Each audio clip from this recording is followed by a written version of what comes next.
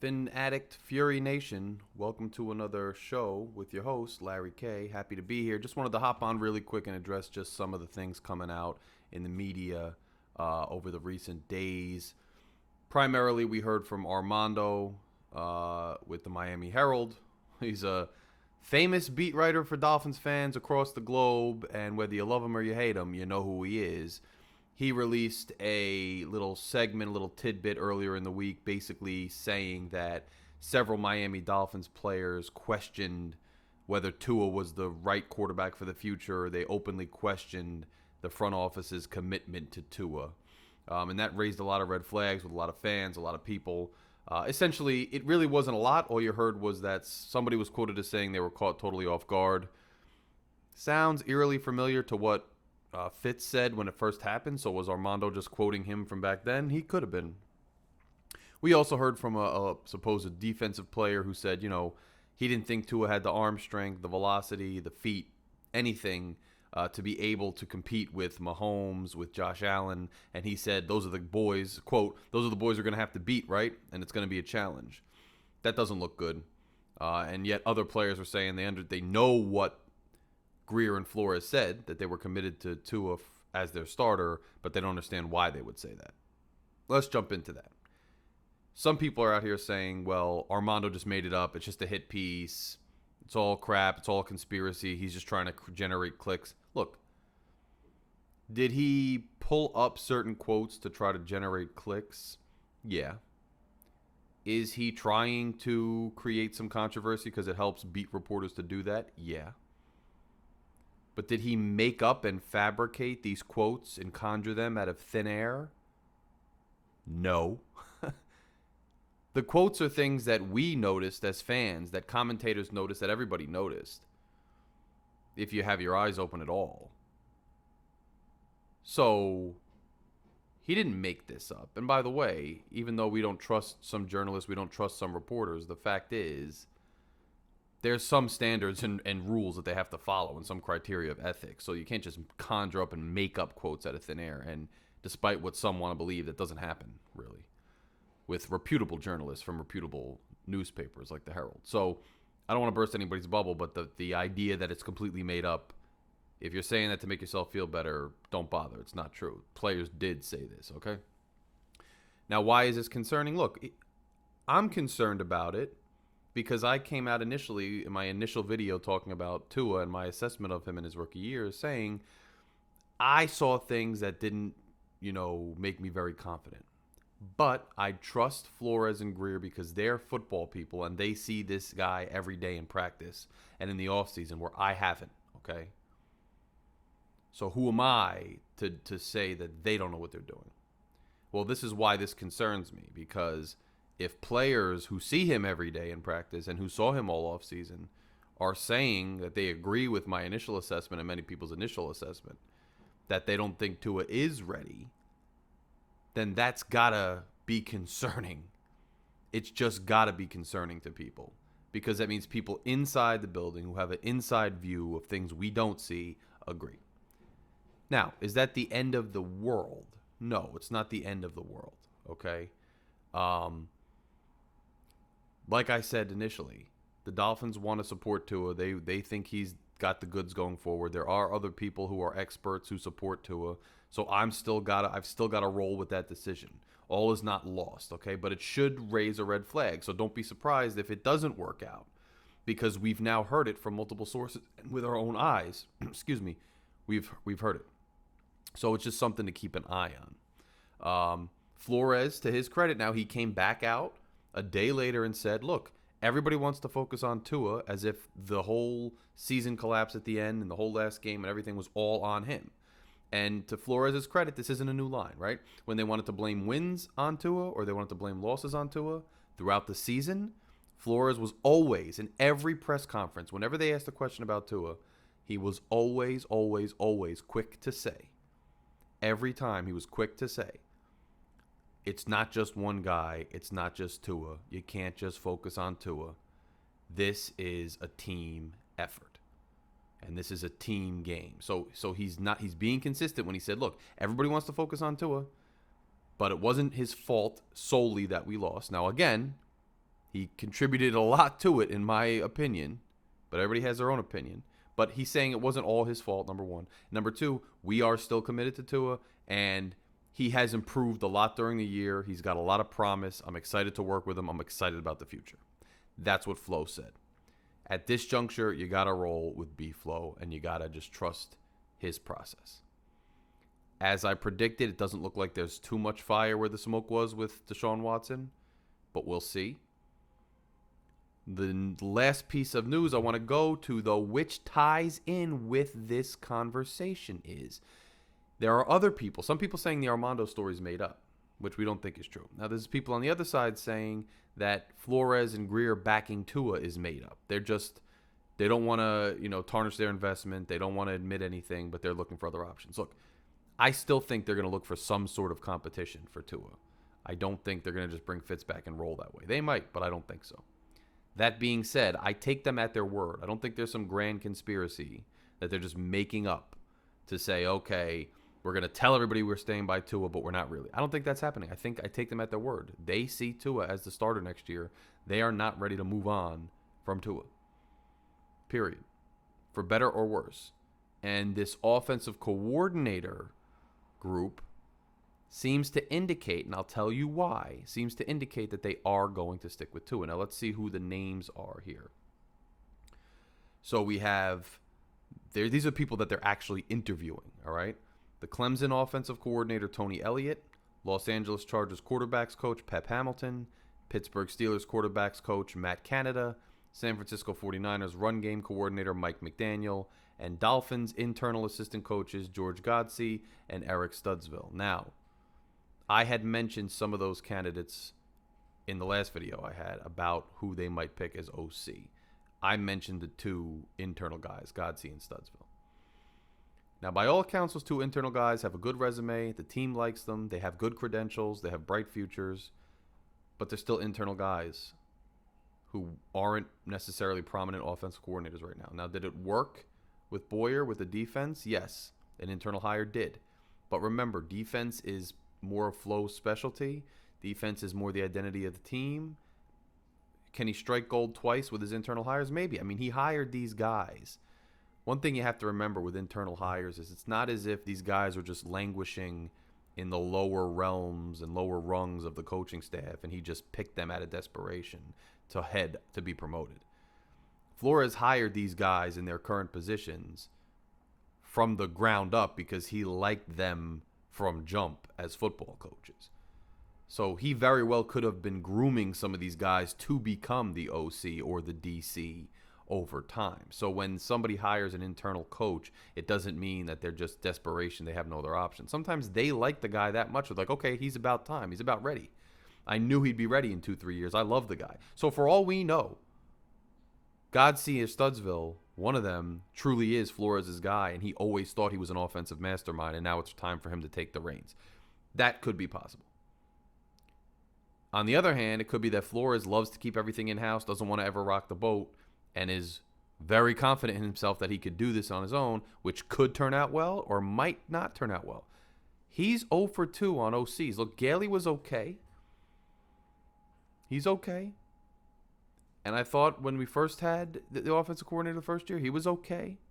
And I don't know why his name eludes me right now out of nowhere. Sorry about that. But I don't feel like going back and editing. I got a busy day, so sorry about that. Somebody comment below his name. I forget again. We all know who he was. He was the former Patriots coach, and they said his offense was too complex, although I thought it looked very good for the first time in years, but they fired him. Long story short, both guys only lasted a year. Both guys, for one reason or the other, didn't work out. So Flores really has to do his homework on who he's going to hire next. That's why I'm a little hesitant about just going with an internal guy or somebody, who doesn't seem like this great name, who doesn't seem like they have a lot of swagger to come in and really say, I'm an offensive mastermind. You run the defense the way it's been going. I'm going to build this offense. I'm going to innovate it. I'm going to work around to his strengths. I'm going to build it from the ground up. I'm going to build it from the inside out. I'm an offensive mind.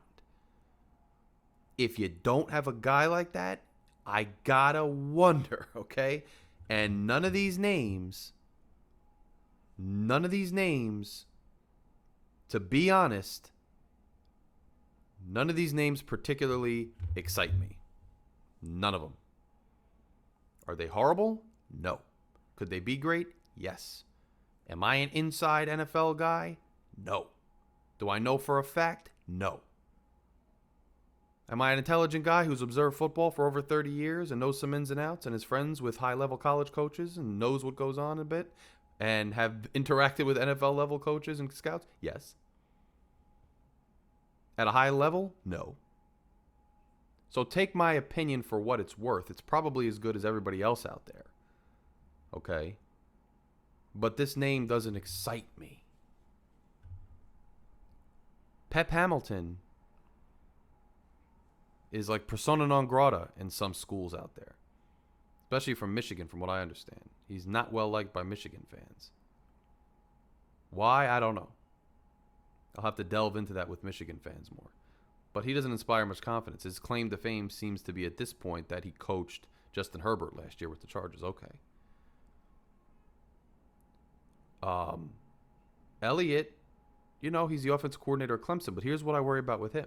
This is what we saw with Philbin. He was the co-offensive coordinator of Clemson for years. Now, that doesn't mean, if you're the co-offensive coordinator, maybe you're the primary guy who's calling the plays, who's the main guy. And maybe the other co-offensive coordinator is taking a back seat. But one way or the other, when there's a co-offensive coordinator, somebody's not doing something that a solo OC would be doing. And if it's the guy you hire, you might not be getting a guy. You might not. Who's the complete package. We saw with Philbin. He wasn't calling his plays in Green Bay. And we saw he's not some offensive mastermind. A, he wasn't calling the plays, and B, Aaron Rodgers was the quarterback. So two factors are elevating him. I don't love a guy he was only the sole offense coordinator this year. This is the only year he was the sole offense coordinator was this year, and he had Trevor Lawrence. Now, what does this list tell me, really? And this is a twofold thing. You could be happy about it. You could be cautious about it. You could be miserable about it. But this is what it's telling me as it ties into the whole TUA commentary, everything. At the end of the day, these coaches all seem to be guys who the Dolphins have targeted because they think these guys, rather than being grand offensive masterminds per se, not all, but most of these guys are either familiar with Tua, like the internal guys, and work with them, or they've pegged them or pinpointed them as some sort of quarterback guru, some type of QB whisperer. Even Matt Canada, his extensive background is primarily as a quarterback's coach. I know he was an interim coach at Maryland, but primarily his career trajectory has this quarterback coach influence in it. It looks like they are going all in on getting an OC who will be a quarterback whisperer. Now, on one hand, you could say, well, first of all, what does that signify? That signifies that when they say they're sticking with Tua, it looks like they are. They are going all in on a quarterback-oriented OC who's a quarterback developer or at least has a reputation as one, which tells me instead of trying to get competition because they think they can get a better quarterback in, they're going to try to develop Tua. Now, what's the interesting, what does that mean? What do we talk, what's there to talk about that? Well, here it is. There's a few things to talk about. Okay? They're sticking with Tua. But number one, if they're going all in on trying to get a quarterback whisperer, that means somebody in that organization, or a bunch of people in that organization think Tua needs somebody who really is going to bring something out of him or develop him because he's not the finished product now as advertised, and he hasn't developed enough under the current staff or under Gailey anyway, which is okay. We didn't think necessarily he would develop under Gailey. Gailey doesn't run the offense that works with him per se. But it says there, somebody said we got to bring a quarterback guru in here, a whisperer. We got to focus on guys who are quarterback backgrounds. Okay. So we're sticking with Tua. We think he has to develop. Now here's the last part that actually makes me uncomfortable. Look, I would love to tell you. Remember, it's Phin-Addict Fury. I'm furious because I've never seen him win a Super Bowl. I'm only 35 years old. I love where this team is headed. I still have faith in Tua.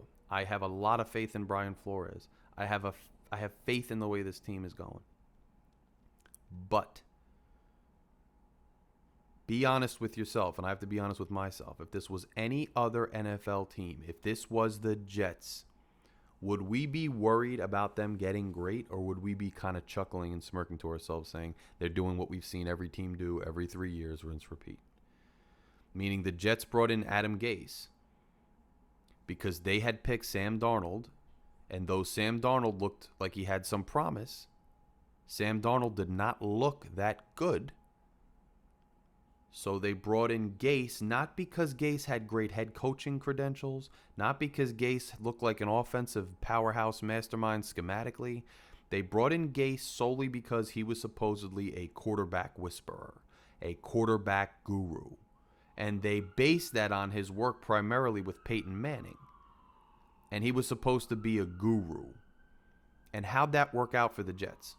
And how many other teams have done this and have failed? It sadly does look a little like Miami is saying, well, we drafted Tua. He has some promise. He doesn't look that great. We need a quarterback guru to fix this. And I don't know if that's the right move, because we've seen it over and over in the NFL. And think about it. It's a Dolphin, so you don't want to believe that. You want to find the pros and cons. And look, next video when they hire an OC, I'm going to do an analysis of the OC. We're going to find all the things he's good about. We're all going to get excited about him. I'm ready for the season. I can't wait for the draft. I'm hyped up. I'm a fan. So I'm going to move off it after this video. But on this video, I got to be honest with you, what I'm seeing now. It looks like what NFL teams do when they're in this cycle. They're going to try to hire a quarterback's coach, a QB whisperer who may or may not be a QB whisperer. Why do I bring that up? Because Pep Hamilton. What's his claim to fame right now? He's not liked by a lot of fan bases where he's been through. His claim to fame is that he coached Herbert last year. That's the kind of stuff I'm talking about. You're trying to tell me that Pep Hamilton is the reason Herbert's so good? It's Pep Hamilton. Pep Hamilton made Herbert a beast. That's what you're trying to say. And if you bring him in here, Tua's going to have the kind of season Herbert look. He's going to show that promise. No, that's a misnomer. But I don't put it past NFL regimes to do stuff like that because we've seen it. They do it. Is Pep Hamilton a guru now because Herbert's a good quarterback? He's got a totally different skill set, a totally different physical skill set, a totally different schematic skill set than Tua has. So if you think you're going to bring Pep Hamilton just because Herbert was good, you're doing the wrong thing. Your cause and effect is all mixed up there. And I hope that's not what they're going to do. I really do. I really hope that's not what they're going to do. But the writing's on the wall. It looks like that's the direction they're going. So look, I'm hoping the OC hires a good one. I wanted Anthony Lynn to be on the list. He's not on. I don't know if he was interested. I don't know what shook out. I don't know. Let's see who winds up being the OC. Let's see where it goes. But these are the things that I'm learning from this whole picture is that there are guys inside the organization don't believe in Tua. The organization itself does believe in Tua.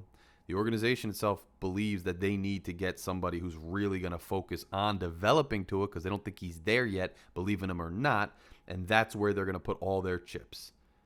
Behind a quarterback coach, behind Tua. That's what they're going to do. Will it work? We'll see. Last point. Does Stephen Ross have anything to do with this? Stephen Ross hired Joe Philbin. That was his hire.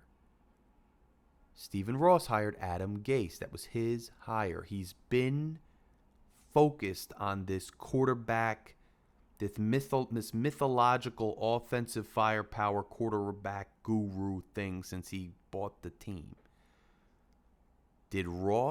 Was he behind the Tua pick for ticket sales, for hype, for advertising? And is he the one? Did somebody in the organization go to him and say, I don't know if Tua's the guy, I don't know if he's ready? And he said, he's the guy, you're sticking with him, I invested millions in him. Go get a QB guy as your OC. I want you to hire a QB guy. You develop this guy. That's your focus. Did he do that? Pure speculation. But he might have. If this is B. Flo and Greer saying, that's our guy, I don't care, no BS, I'm rolling with him, we're going to get a guy I like at OC who's going to develop quarterbacks and also run the kind of offense I want, that could be the case. And you got to continue to have faith that is the case. On the other hand, did Flores have internal discussions saying he's not sure? And they said, well, you're sticking with him. Go get a quarterback-oriented OC. I don't know. Either one's possible. Either way, I just wanted to jump on and address it. The sky's not falling. The world's not over. We still got to have faith in this regime. Still got to have faith in Tua. But the way they're going looks like there's definitely some trouble in paradise, okay? And there are some things to be concerned about. So just be on alert. If next year goes great, I was wrong about Tua. I was wrong about a lot of things. In Flo we trust, and I'm hoping that's where I'm at. And I still have faith that that could be the case. I'm not saying this is definitely we're done. Definitely the Dolphins are making the wrong decision. I'm just saying this is my feelings. I'm not that thrilled about the OC list. I'm not thrilled that Armando came out with the article with players not happy with Tua. Those things are negative signs to me. On the other hand, Flo being behind him, Flo having a good track record with hiring internally, Flo being a good personality and an all-around good head coach who can probably make the right OC hire gives me faith. So let's continue to have faith. Let's continue to see where this thing goes. I wanted to just jump on and talk to you guys about it. Leave your comments below. I've gotten feedback, positive and negative, about what I'm saying. That's what this is all about. Share this link. Have your other Fin fans subscribe. Let's continue the conversation. Let's see who we hire for OC. Let's follow things. Have a happy, fun divisional playoff weekend, and I'll talk to you guys very soon. Later.